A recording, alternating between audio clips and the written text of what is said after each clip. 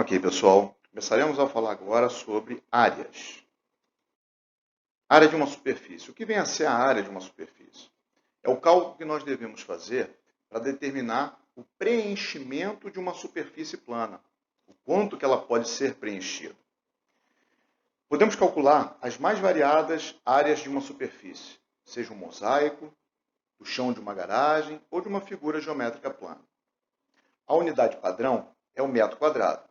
Ou seja, utilizamos um quadrado de 1 metro de lado como referência de unidade dessa área. Então, colocaremos de quantas maneiras um quadradozinho com 1 metro de lado dentro de uma figura? É essa pergunta que vamos estar fazendo. Vamos ver agora como é que a gente pode fazer o cobrir de uma superfície para estar calculando a sua área. O mosaico abaixo está decorando a fachada de um restaurante. Então, nós temos aqui um mosaico. Então, nós, contando todos os elementos que nós temos aqui, foram usados 10 quadrados, 34 triângulos e 13 paralelogramas. Vamos chamar o quadrado de figura 1, o triângulo de figura 2 e o paralelogramo de figura 3. Vamos observar o seguinte. Na figura 1, ela é formada por duas figuras 2. Então, aqui nós temos que, para dar o quadrado, eu pego 2 triângulos. A figura 3, ou seja, o paralelogramo, também é formado por duas figuras 2, 2 triângulos. Então, pego 2 triângulos, também dá uma figura 3, dá a figura 3. Então, se para formar a figura 3 e formarmos a figura 1, a gente precisa da mesma quantidade de triângulo, então nós dizemos que a figura 1 e a figura 3 possuem a mesma área. Então, se eu quisesse calcular a área total desse mosaico, então nós temos 10 quadrados. A cada 2 triângulos eu tenho um quadrado, então eu tenho 17 quadrados. E, como a área da figura 3 é a mesma que a do quadrado, eu tenho mais 13 quadrados. Então, somando tudo, eu tenho 40 quadradinhos. Vamos rever agora as áreas das principais figuras planas. Então, nós temos aqui as principais figuras utilizadas na geometria plana. O quadrado, de lado L, então a área é dada pela forma L vezes L, lado vezes lado. Mesma coisa que dizer L ao quadrado, lado ao quadrado. O losango. Percebam aqui que no losango eu tenho essa diagonal menor e essa diagonal maior. A fórmula da área do losango é diagonal maior vezes diagonal menor dividido para 2.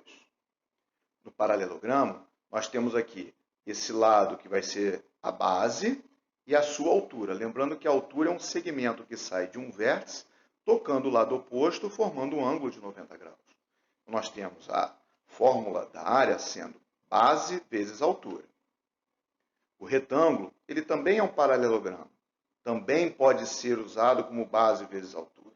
Mas olhando para os seus lados, nós temos o comprimento e a largura. Então, nada mais é do que comprimento vezes largura. No triângulo, eu tenho um lado que a gente vai chamar de base e a sua altura. Então, a área vai ser dada por base vezes altura dividido para 2. E, por fim, no trapézio, nós temos duas bases, a base maior e a base menor, e a altura. Então, a fórmula da área do trapézio é base maior mais base menor. Do resultado, eu multiplico pela altura e tudo isso dividido para 2. Vejamos esse exemplo. Em uma parede retangular com 14 metros de comprimento e 4 metros de altura, Daniel pintou um painel que parece um trapézio de bases 10 e 6 metros e altura de 3,5 metros.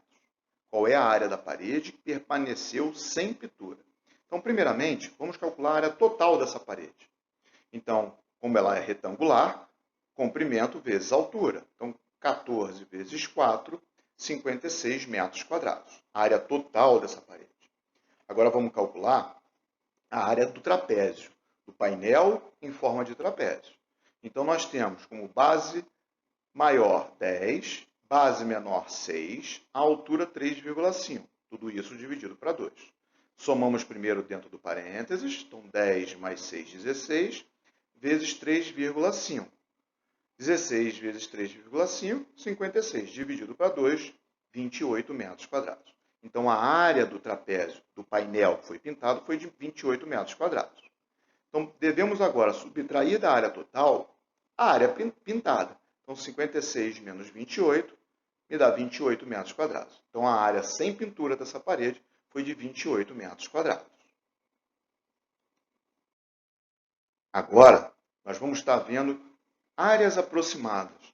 Nem toda figura ela é figura plana, como nós vimos que tem áreas a serem calculadas, que existem fórmulas para serem calculadas.